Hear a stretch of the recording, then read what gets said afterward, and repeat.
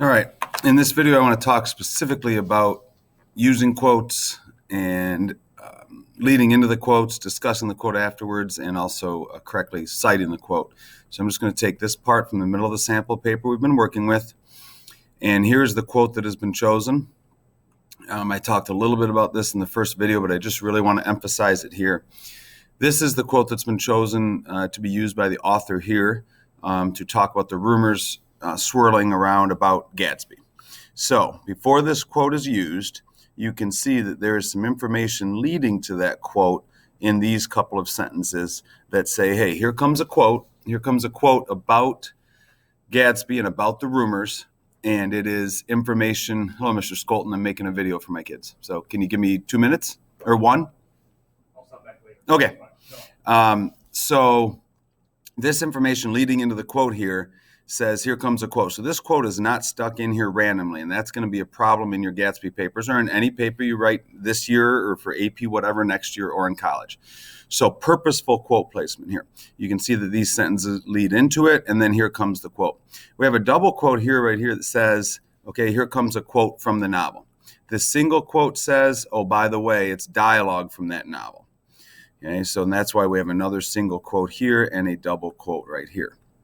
So we have the lead into the quote, then we have the quote taken from the book. Ellipsis here, this means, and actually I'm going to fix this, this means that there's some information left out here, that the writer of this paper said, I don't need everything right in here. I'm just going to go back to the next rumor and the next rumor. If you use ellipsis correctly, there's a space before, a space between, and a space after. So I'll fix those right there. And that is the correct use of the ellipsis. So you can pull out, there's more writing right here that this author knew she didn't need because it wasn't about rumors, and she pulled it out. And she's pulled just the rumors out from that conversation. And then we end the quote right here. You can see there's not any punctuation right here. That's not where you put a comma or a period. You leave it, and then the period goes here to end this sentence. Here is the citation. This is only in bold, by the way, because I'm using it as an example. Do not bold it in your paper, please. This is bolded only because I'm teaching it right now in this video. So we have Fitzgerald, and we have page 44 right there. That's the exact right format. There comes the period.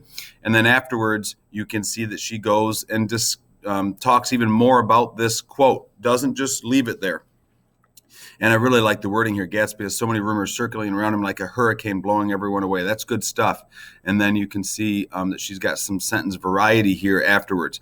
But this quote is not a random quote stuck in there. There's a lead into the quote. Here comes the quote. And then there's discussion of the quote afterwards. You absolutely need to do that when you use quotes within your paper.